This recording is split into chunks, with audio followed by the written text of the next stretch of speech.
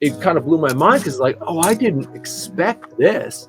Because what they're basically saying, they're like, yeah, it's a VR headset. It does all that. Fine, whatever. I'm like, but what? Well, then what is it?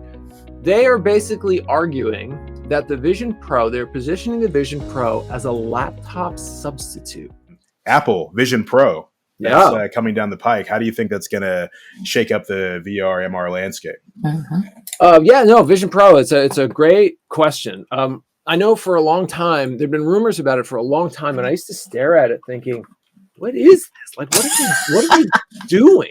Right? Because it's really expensive. It's like $3,500. It's crazy expensive. Yeah. And Apple's not about games. That's not what they do. So like VR's about games. And so what is this? And we watched Magic Leap happen, where they came out with a $1,500 headset that was supposed to be for the mass market, and they had they really struggled to try and get traction in the mass market. Didn't really work. I'm like, Apple, you're not just going to do what Magic Leap did. That doesn't make sense. What are you doing if it's not about games and it's not like just for industry? What is it? And then when they announced it, it kind of blew my mind because like, oh, I didn't expect this.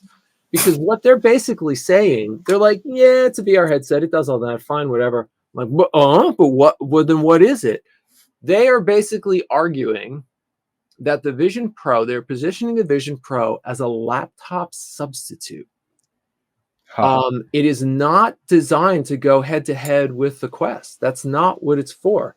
It's designed like hey, I'm Mr. Serious Business Productivity person, but instead of having just like my one screen or my two screens, now I can have screens all over, screens and screens and screens, wherever I want, right? I can like sit down at a big conference table and have like screens of each person in my Zoom in there. No, serious. Like you can totally do this. You can absolutely do this, right? And you can do that. You can have all of that. And when you look at the chip on it, it's like, my God, that's an M2 chip on there. That's like a laptop chip. That's not like what we've got on the Quest, where we got like last generation mobile hardware in there. Instead, this is current generation laptop hardware. And so then it didn't seem so crazy, because like, you want a high-end professional MacBook, that's $2,500. Now I'm going to tell you, now you get one that's like plussed up because you get a zillion billion screens or whatever. Like, okay, $3,500. That's not completely crazy. So they're the first ones to kind of go and say, nah, this could be a new way for you to be doing your productivity life. Yeah. Nobody's done that. And what this reminds me of, I'm old enough to remember, like the year 1980, right? In the year 1980, we had the Atari 2600, like the first serious game console is out.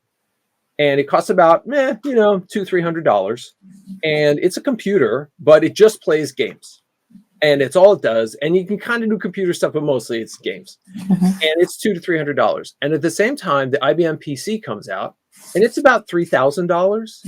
And it plays games, yeah, but like that's not really what it's for. It's about, hey, I'm Mr. Super Business Productivity. They're both just like a CPU with some stuff on it, but like one costs 10 times as much as the other, and they address different markets. And there was room for both of them. And then over time, they both changed. The PCs gradually got cheaper. The game consoles gradually got more elaborate and expensive. They kind of met in the middle. And I see this as the same thing. The Quest is like all about games, low price point. You got the Vision Pro, all about productivity, super high price point. And what we're going to see over the next few years is people finding ways to get that stuff to meet in the middle.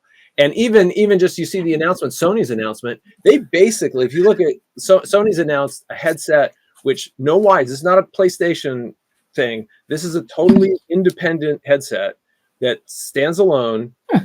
But it is for industry, for creative people building creative things. I don't think the price point's set yet, but from everything I can see, it's kind of like, here's the Quest, here's the Vision Pro. Sony's like, we're going to put one right in the middle, pop, right here. So we're like a more affordable version of Vision Pro, but anyway, so we're going to see a lot of stuff, people exploring this space. And we'll gradually find out like what works and sticks in the market and what doesn't.